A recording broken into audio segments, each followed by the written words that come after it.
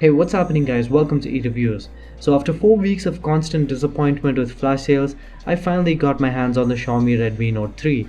I've been using it as my primary device for the past couple of weeks and I think it's a pretty good time for me to give out the full review. So without any further ado, let's get started.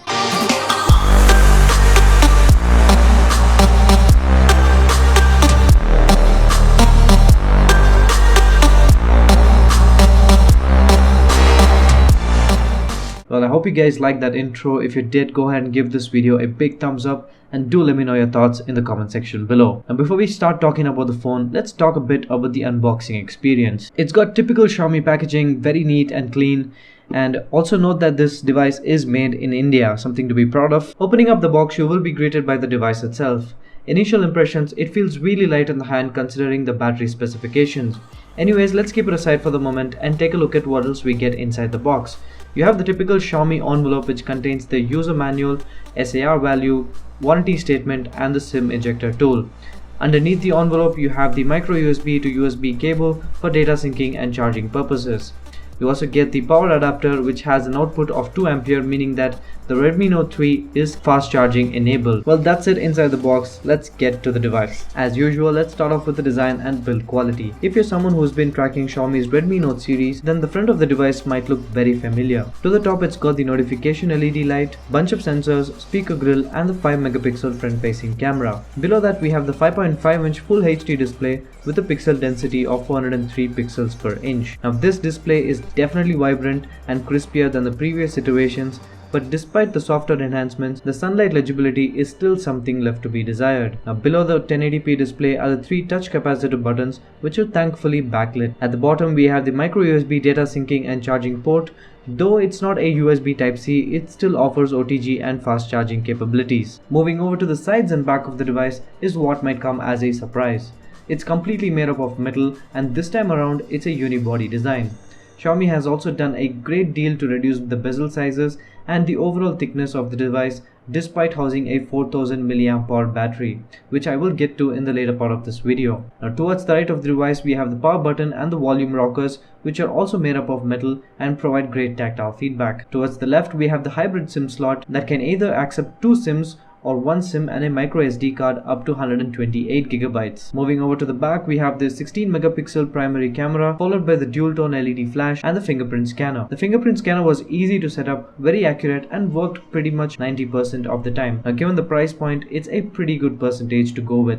At the bottom we have the Mi logo followed by the loudspeaker, which is kind of mediocre in my opinion. Now, moving over to the top, we have the secondary noise cancellation microphone, the 3.5mm audio jack and an IR blaster, which is a good addition overall. Coming to the verdict on design and build quality, the device looks very premium, absolutely no doubt about it. But it's one of the most slipperiest devices out there thanks to its rounded edges throughout the body. There is no spot on the device which will give you a comfortable and secure grip.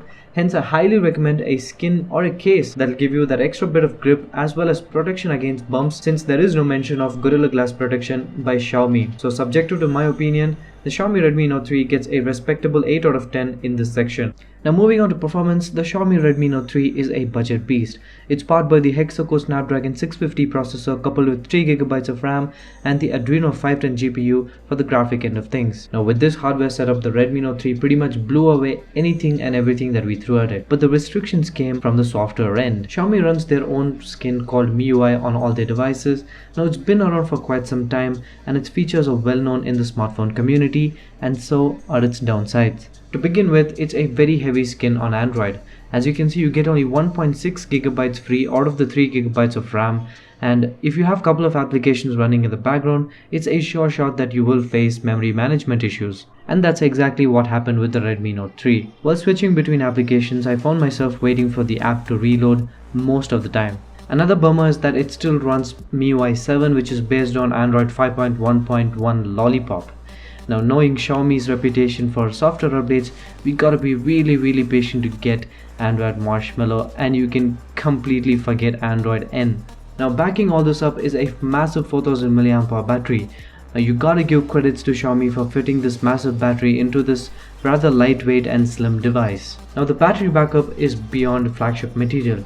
You get a solid 2 days with normal usage and a guaranteed 1 day even with power usage. Even if you manage to run out of juice, you still have fast charging at your service. Now the cameras. It's got impressive numbers on paper, such as a 16 megapixel primary camera with an f/2.0 aperture with face detection autofocus, but the output isn't as impressive as this. The amount of exposure, white balance and focusing were all spot on, but the dynamic range was still something that was lacking.